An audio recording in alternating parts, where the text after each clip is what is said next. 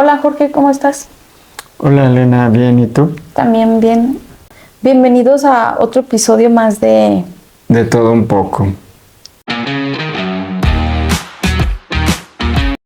Sobre Quetzalcóatl o la cultura tolteca, Sí, pero no muy profundo. ¿no? Pues a lo mejor nada más lo que ves como en la historia de México y así. Profundamente no. Digo, llegué a ver videos de información, por ejemplo, en History y eso, pero así mucho no. Pero, ¿qué fue lo que viste? Alcoat era como maya y resulta que no. Ujú. O sea, como que sí está dividido pues las dos civilizaciones. Sí, Que existe la maya y la maya tiene sus dioses y la azteca tiene otros dioses. Entonces yo lo revolvía en mi mente. Ojo, ¿te parecía que eran los mismos dioses con diferentes nombres? ¿O Sí, cómo? yo creí ¿Sí? que era lo mismo, pero te digo que ya viendo así como videos y estudiando un poquito, pues ya más o menos tengo como un conocimiento de cómo están divididos, pues. Ujú. Y Sí. cómo fue primero una y después la otra y eso. ¿Y qué viste sobre Quetzalcóatl? ¿Qué encontraste? Pues es que de Quetzalcóatl te hablan como de los inicios como del tiempo, sí, pues de la tierra. Ujú. No me acuerdo cómo se llamaba el papá de Quetzalcóatl, pero viene siendo así como Dios. Sí, el Eh, Ocelot. ajá, y él tiene hijos y entre los hijos está Quetzalcóatl y les encarga como que deben de como construir la tierra o Ajá. al ser humano, pues. Sí. Entonces nada más hasta ahí me quedé de que pues les encomienda eso. Se va el papá de Quetzalcóatl y él se queda con su hermano. Y ya en base a eso pues empiezan como a luchar como para crear la humanidad. Sí. ¿No? Bueno, es lo que yo vi, Sí, o pero no sea, sé si... viste el mito pues de donde Tezcatlipoca y Quetzalcóatl pelean con una especie de lagarto y lo vencen y se crea el Pero cielo y la tierra, ¿no? según ese lagarto, es la hermana, ¿no?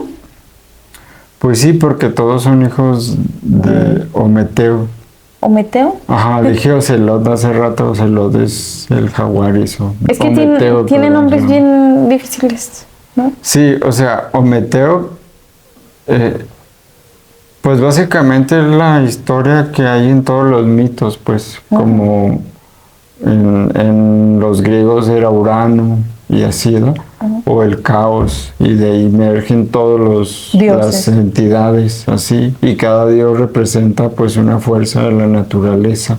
O los griegos, Sí, los griegos que es... Zeus y Zeus, sus hijos, y así, ¿no? Sí, pero aquí el mito, pues es que en realidad casi todos se parecen, desde la hindú hasta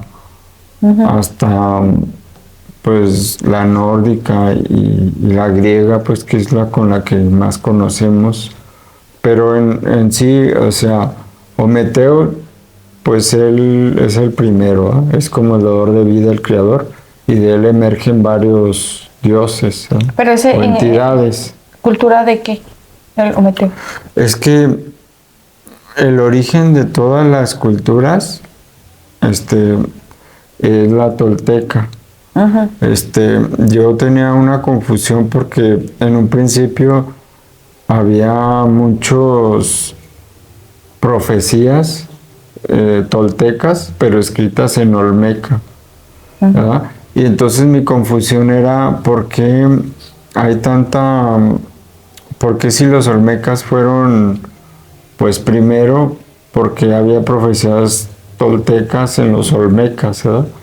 Pero ya indagando, pues igual esto probablemente a lo mejor no está en la historia oficial, ¿verdad? Pero esto es lo que cuentan los indígenas, ¿verdad? Y principalmente los que siguen estas enseñanzas que se llaman las enseñanzas Toltecayoltl, ¿verdad? Que Yolt es corazón en náhuatl. Entonces, estas culturas hablaban náhuatl.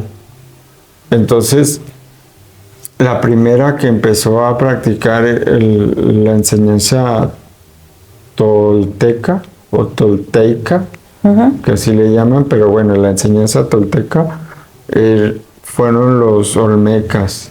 Y se dice pues que los toltecas no eran en sí como una etnia, no era como los mayas, que era una etnia y hay descendencia de sangre. O sea que era primero, una enseñanza. Pero, o sea, los toltecas fueron primeros que los mayas y los aztecas. Sí. La raíz de todo el conocimiento indígena que hay, de la sabiduría, pero principalmente de la sabiduría espiritual, de conciencia, de alcanzar tu iluminación, viene de los toltecas. ¿Y los toltecas de dónde salen? O sea, ¿de dónde vienen? También son de Mesoamérica. Sí, son de Mesoamérica. O sea, los toltecas ¿Qué región más históricamente pues se conocen aquí en México. ¿Verdad? Exactamente no sé, pero por ejemplo, el mito de Quetzalcóatl, el origen más atrás de él que se conoce es que él venía de Morelos. Y de Morelos él emigra a Tula, que está en Hidalgo. Quetzalcóatl. El histórico, el personaje que se sabe de él, no como mito, no como Dios, no. El ser humano. Haz de cuenta que Quetzalcóatl es lo que es Jesús para los cristianos. Un personaje. Sí. Entonces, es un personaje que adquirió el conocimiento tolteca y que, por ejemplo, Jesús adquirió la sabiduría cristiana. ¿Verdad? Fue el que llevó a su máximo esplendor la energía crística, porque hubo otros Cristos, pero él es el máximo representante. Entonces Quetzalcóatl es el máximo representante de la cultura tolteca, así como del budismo estaba Siddhartha, es una energía. Buda significa el iluminado. Pero a ver, entonces Quetzalcóatl no sale de la cultura azteca. No. Él es de tolteca. Pero a lo que voy es que los toltecas era una enseñanza, es como una escuela espiritual donde las personas adquirían su conocimiento. El registro más antiguo pues que se sabe es el de los Teotihuacán. Es el rastro más antiguo que hay, pero de ahí para atrás no sé de dónde venga esa enseñanza. Pero el culto pues que se hacía en Teotihuacán era el del tolteca. Entonces, ¿en qué consistía? Bueno, Quetzalcóatl es este personaje que sale de Morelos, llega a Tula, se convierte en el señor de Tula, gobierna, y de ahí surge pues todo ese mito donde él se va sintiéndose arrepentido porque lo emborracha su hermano Tezcatlipoca, y él rompe su voto de celibato y aparte abusa de su hermana porque lo pone borracho Tezcatlipoca, y entonces él sale huyendo, esto dice el mito, sale avergonzado y se exilia a sí mismo, se va y llega a Yucatán o llega para esa zona, y ahí dice un mito que él se prende fuego y dice que va a volver, ¿verdad? Va a regresar. Pero también hay otra variante donde dice que no se prendió fuego, ¿verdad? O sea, cuando se prende el fuego, él asciende y se convierte en el lucero de la mañana. Yo escuché que es Venus, ¿no? Y se convierte en Venus, que es así como se le conoce a Venus, el lucero de la mañana. La estrella de Venus. Pero también hay otra historia que dice que no se quemó, que él hizo una barca con víboras y huyó, y se exilió y prometió regresar, ¿verdad? Y ascendió a Venus también. O sea, terminan igual, nomás diferente manera de partir, ¿verdad? Entonces, también pues lo que cuentan los indígenas, como te digo, esto ya no es parte del mito o de lo que cuentan los historiadores.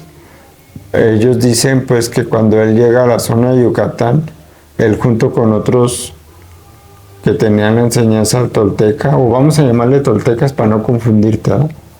Los toltecas, cuando se exilia, se va con un puño de toltecas de Tula. Ajá. Y entonces llega a Yucatán y forman la pirámide de Kukulcán, porque la pirámide de Kukulcán no es maya, es tolteca, pero está en zona maya y se le ha atribuido como que es maya. Ok. Pero entonces, ¿por qué es tan importante los toltecas? Porque los toltecas es como la cuna de las civilizaciones de todo Mesoamérica, incluyendo más antiguos que los mayas, Y aztecas. y chichimecas, ¿verdad? Y todas esas culturas pues que hablaban. ¿Y de dónde, en qué momento se desaparecen los toltecas?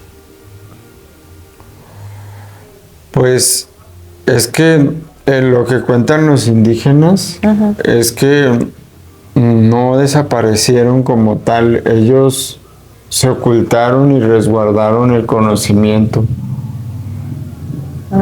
Es que esto, como te digo, a lo mejor, pues quieras creerlo o no, es lo que cuentan los indígenas. Cuando caen los imperios de aquí, o que no eran imperios, pero que así lo interpretaban los españoles y le pusieron imperios, y que no existían ni reyes ni emperadores, eran tlatoanis, y el tlatoani pues era el señor, el dador de palabra, era el vocero. Entonces es difícil como entender cómo se manejaba, porque todo lo asemejas a cómo se manejaban los Europa, que era como imperios, como gente que sometía a otros reinos, y ya era como un imperio, y que había reyes que estaban por encima de todos. Aquí la manera de gobernar era muy diferente, ¿verdad? No había pueblos sometidos, Lo que pasa es que aquí la manera de manejarse era a través del trueque. Y todas estas culturas eran guerreras en la época de los mexicas. Todos eran guerreros, había muchos reinos, el reino de Texcoco, el de Tenochtitlan, el de Teotihuacán, y así había varios, ¿verdad? Y todos eran guerreros, y lo que pasaba era que, por ejemplo, yo tenía, digamos, un material que te servía a ti, y tú tenías, por así decirlo, pues troncos o árboles.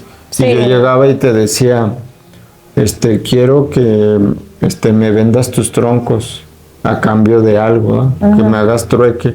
Y decía él, no, yo no te los voy a dar. Ah, ¿no? Pues entonces te hago la guerra. Y combatían, pero no con ejércitos desiguales. Era como, ¿cuántos vas a llevar? No, que 5,000. No, que yo también, pues yo también llevo 5,000. No era de que yo llevara 20,000 y tú 5,000. No, esas guerras no eran honorables. Entonces tenían las luchas, y quien ganaba pagaba un tributo de ese material por 4 años. O sea, ya te gané, ahora tú me das los troncos como tributo por 4 años, y después de los 4 años pues ya comerciábamos con trueque, y si no querías, pues otra vez guerra. Sí. Eso era lo que se manejaba. Entonces, como los mexicas le ganaron a casi todos los pueblos, pues tenían tributos de varios pueblos, pero no era que fueran sus esclavos o que ellos lo estuvieran sobre ellos. Y con los únicos que tenían pacto, que les llamaban guerras floridas, eran con los tlaxcaltecas. Con los tlaxcaltecas era como guerras de ensayo. Y en ese caso, las guerras de ensayo era el que vencía, se llevaba tantos hombres, pero no como esclavos, como trabajadores, porque trabajaban para ellos. Pero ahorita me estabas diciendo de los toltecas. Sí, pero es que te digo esto porque los mexicas practicaban las enseñanzas de los toltecas. O sea, Quetzalcóatl era una entidad, una energía que hubo varios Quetzalcóatl, por ejemplo, era como, es que no sé cómo explicarte, que por ejemplo, hubo varios Budas, pero el más famoso que todos conocen fue el primero, que se llamaba Siddhartha Gautama, y después hubo Budas en Japón y así. ¿Por qué? Porque era la gente que alcanzaba ese estado del Buda, que significa la iluminación. Entonces, el estado de Buda es el iluminado, el estado crístico es el ungido, y el estado Quetzalcóatl hubo varios. Hubo un rey o un señor que se llamaba Nezahualcóyotl, que es probablemente uno de los reyes más conocidos, que es el rey poeta. Ajá. Y él también era un Quetzalcóatl. O sea, él siguió ese camino hasta que encontró un estado de conciencia iluminado y se volvió un Quetzalcóatl. Entonces, cuando hablas del Quetzalcóatl, no es una persona, es una energía o un estado de conciencia. Ok. Sí. Entonces, así como en otras partes del mundo existen ciertas energías o estados que hay que alcanzar, aquí el estado a alcanzar más grande era el Quetzalcóatl. Por eso Quetzalcóatl se repite en muchas culturas, se repite en la maya, aunque le llamaban Kukulcán, es la misma energía. Entonces todos aspiraban a alcanzar ese estado de conciencia. Ya, ok. Sí, ya te entendí. Entonces, eso es, los toltecas es una enseñanza, pues más que una civilización, más que una etnia, es una enseñanza, pues, es como, pues, como el cristianismo, ¿no? Es un camino que quieres aspirar a llegar, ¿verdad? Para encontrarte contigo. Ajá. No una civilización. Ajá. Entonces varias civilizaciones adoptaron el conocimiento tolteca, por eso está tan revuelto pues en la historia y es difícil como encontrarle el hilo, porque no era una persona, pero por así decirlo, quien alcanzaba o seguía el camino tolteca de cada, ya fueran olmecas, chichimecas, mayas o fueran mexicas, quien seguía ese camino se le llamaba tolteca. ¿Verdad? Y entonces, supongamos que eran como los sacerdotes, los toltecas. Ajá, sí, te entiendo. Eso sí no me lo sabía. Ajá. Está interesante, fíjate que sí está padre eso y deberíamos de pues aprender más de eso, ¿no? Porque es nuestra cultura. Sí, y a mí se me hace... Está enredoso por si empiezas desde cero, si te dices qué, pero a lo mejor si lo estudias con calma, lo procesas y todo eso, pues lo llegas a discernir más fácil, ¿eh? Es que es enredoso porque es como... Porque es enredoso porque a veces la historia que se cuenta, porque yo vi como varios reportajes de algunos historiadores que es que toda la historia tiene muchas capas como una cebolla, o sea, algunos dicen, no, esta no es la verdadera historia, hay una más atrás, y así van, y es difícil como llegar a la verdadera esencia. Y pues cuando tú te basas a lo que hay de vestigios o lo que cuentan los historiadores, como que te limitas a llegar a la verdadera esencia. Pero cuando tú vas con las personas que siguen resguardando ese conocimiento no en escrito, sino como de boca a boca, que es heredado de padre a hijo, y que esto todavía se resguarda con los indígenas, con algunas etnias que resguardan esos conocimientos, como que puedes ampliar más el panorama y aclarar por qué hay tantos huecos argumentales en la historia. No que esté mal lo que cuentan, pero está limitado y entonces muchas de las cosas que ellos investigan van más a la suposición que a lo que ocurrió, porque en realidad no está completa la historia. Fue destruida mucha, entonces no hay realmente como para poder contar una historia así linealmente. Sí. Entonces, pues yo te digo, yo lo que he escuchado, o sea, sí he escuchado las historias que hay, tanto que vienen en los libros o como lo que se dicen los historiadores, pero a mí o la que yo decido creerme y que a mí me llena más, es la que escucho de los indígenas. Sí, ¿no? pues es conocimiento que se va pasando de generación en generación. Y esto es lo que ellos cuentan sobre los toltecas. Es que sí, como que sí vivimos como en, no una mentira, sino que te pasan información, como a conveniencia, ¿no? Pues es que ha sido manoseada, a veces ni siquiera es que ellos quieran contarte mentiras, simplemente que a ellos ya les llegó así, y a veces pues el tener una formación académica te limita, ¿verdad? O sea, sí te amplía, pero te limita porque te dicen más de aquí ya no se puede, esto es la historia y hasta aquí llega. Entonces, para algunas cosas, la formación académica te limita, pero también te amplía, pues, pero te cuadra a creer hasta cierto punto nada más. Es como eso de que yo vi, bueno, vi una historia de los mayas en History y donde dice que los mayas desaparecieron y realmente pues no desaparecieron, o sea.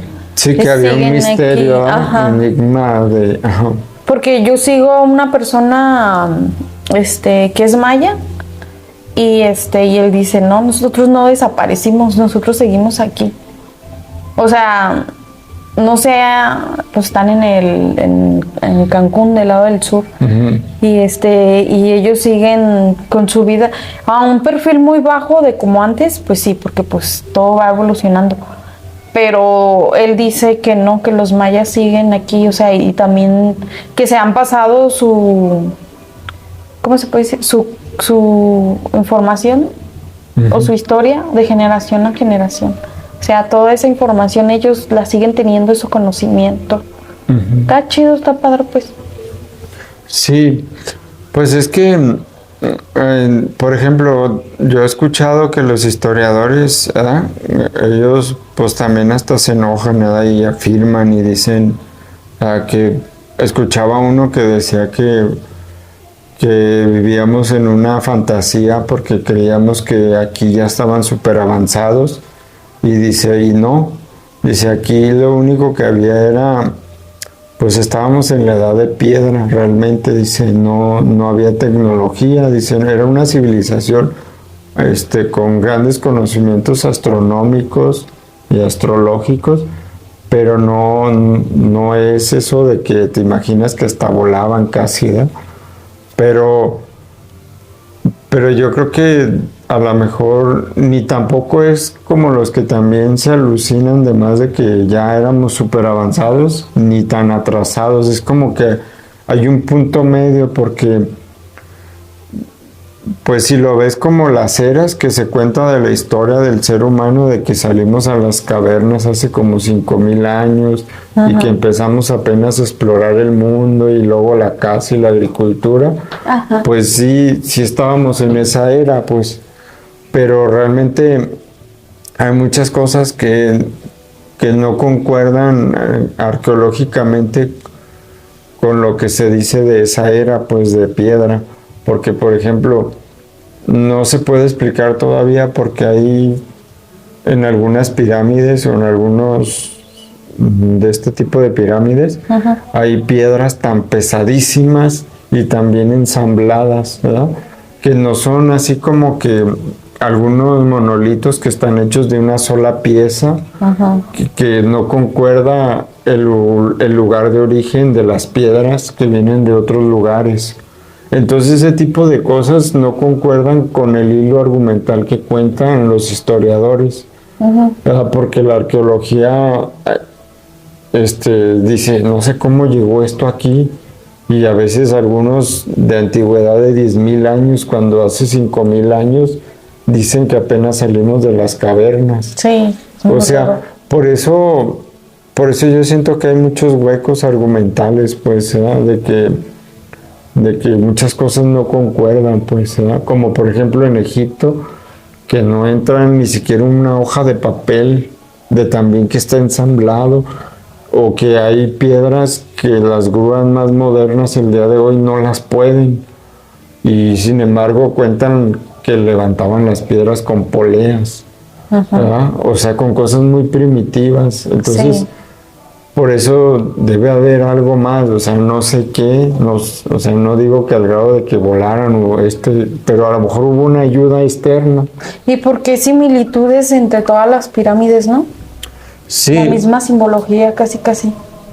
pues, pues más que nada, siempre se ha creído, o la arqueología se inventa lo que se le afigura y pues siempre han dicho que eran templos o que eran palacios, ¿no? Pero lo que dicen los indígenas es de que pues no eran nada de eso, eran lugares de estudio. Era un lugar donde acudían porque había ciertos puntos energéticos donde se concentraban y todo lo hacían en perfecta matemática con alineación hacia los astros, porque no solamente porque se asemejara a la alineación, porque hay una conexión energética tanto de la Tierra hacia esos planetas con los que se alinean, como la mayoría están en el cinturón de Orión, que son 3 puntos. Entonces, tanto las pirámides de Egipto como las pirámides de aquí de Teotihuacán, que están 3 pirámides, que es la más grande, la del Sol, la de la Luna y la de Quetzalcóatl, son el mismo grado de tamaño que las que hay en Giza, en Egipto, perdón. Que está la pirámide grande, una más chica y otra más chiquita, y forman las 3 el cinturón de Orión. Ah, sí. Entonces, y aparte de eso, están alineadas, ¿verdad? Junto con otros vestigios arqueológicos en el mundo. O sea, todo eso, porque la historia dice que ni se conocían, que no tenían nada de conexión. O sea, ¿cómo explicas que estuviera todo perfectamente alineado uno con otro, verdad? Sí, está muy raro. Está muy interesante todo eso. Pues es que por eso te digo que cuando tú nada más te dejas llevar por lo que dice la historia o la arqueología, aparte de que entre ellos se contradicen y no llegan a un punto de unión, uno dice una cosa y otro otra, y ahí están como, no, yo tengo la razón, yo la otra, y ninguno ni otro concuerdan al 100% para hacer una línea argumental así, ¿verdad? Pues los indígenas lo explican de una manera pues más sencilla, ¿verdad? Sin quebrarse tanto la cabeza, sin tanto enigma, ¿verdad? Simplemente eran lugares de estudio donde los hombres pues encontraban su espiritualidad y se alineaban con los puntos de energía de la Tierra. Y ahí iban a estudiar, ¿verdad? Ahí era donde los hombres, por eso dicen que Teotihuacán era el lugar donde los hombres se volvían dioses. Porque encontraban su yo, ¿verdad? Esencial. Y por eso yo siempre he dicho, y aunque a veces he dicho que todas hablaban de lo mismo, porque al final de cuentas todos te invitan a ver hacia adentro, y también como muchas veces el catolicismo criticaba al budismo porque decían es que los budas se creen dioses, ¿verdad? Porque ellos creían que Buda o que los budistas querían tomar el lugar del Dios que en ellos creen. Pero en realidad, en el fondo, si te vas a los principios de cada uno, ambos hablan de lo mismo. Jesús te decía que vieras en tu interior y harías cosas más grandes. Y Buda no es que dijera yo voy a ser desde una manera soberbia más grande que Dios. Era como todos somos Dios, ¿verdad? Y porque todos se encuentran en tu divinidad porque eres un fragmento de Él. Y los toltecas también hablaban de eso. Decían que lo explican con lo del espejo humeante, decía que todos somos un reflejo, ¿no? Y que hay pues un mito dice, ¿verdad? El libro de los 4 acuerdos habla de eso. Dice que un señor hace 3000 años, ¿sí llegaste a leer ese libro?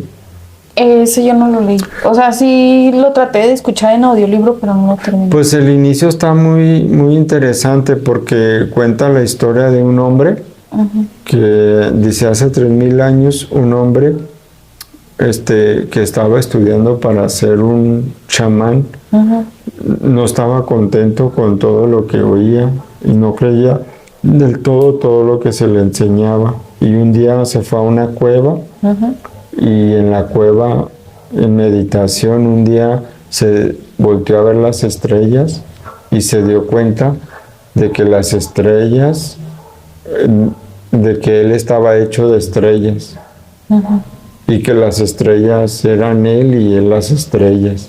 Y luego dice, y después se dio cuenta de que no eran las estrellas las que emitían la luz, sino la luz la que emitía las que formaban las estrellas. Y entonces empieza a contar pues todo eso y al final llega a la conclusión de que todos somos luz. Y la luz es Dios. Okay. ¿No? Y entonces todos somos un pedacito de esa luz de Dios. Por eso todos se empeñaban en decir pues de que dentro de ti está esa divinidad, esa esencia maravillosa pues. Sí, nada está fuera, bueno, sí está fuera, pero o sea, casi todo está dentro de ti. Cualquier pregunta que tengas, la respuesta siempre la vas a tener como dentro de ti.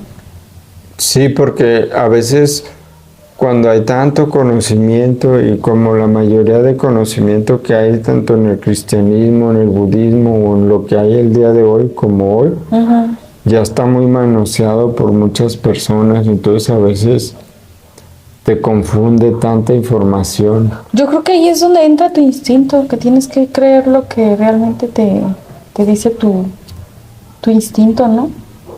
Pues tu yo interior, sí. Sí, o sea, guiarte y decir, este sí me suena, este no, esto sí. Sí, pero pues al fin, o sea, en conclusión, pues yo creo que la enseñanza tolteca es muy profunda, es muy, pues lo tiene todo, pues, ¿no? Tiene todo lo que puedes encontrar en cualquier enseñanza o religión. Está interesante, pero yo creo que sí es estudiarlo un poquito más, porque está muy enredoso. Sí, pues es que es enredoso porque uno está acostumbrado a otras ideas, ¿verdad? Y estas como que te chocan porque quieres de volada como compararlas. Sí. ¿No? Y dices, ¿de qué me estás hablando? Sí, pues es que es un choque bien fuerte porque estás acostumbrado al adoctrinamiento que te han dicho desde niño, ¿no? La religión y todo eso. Entonces es algo como nuevo para tu cerebro. Entonces sí necesitas tiempo como para Pensarlo y asimilarlo. Bueno, entonces pues sería todo de nuestra parte y muchas gracias por escucharnos. Sí, pues nomás invitar a que cada quien investigue por su propia cuenta, que no haga caso de lo que nosotros decimos del todo, nomás que lo tome como un punto de partida para investigar por su cuenta. Y pues sería todo.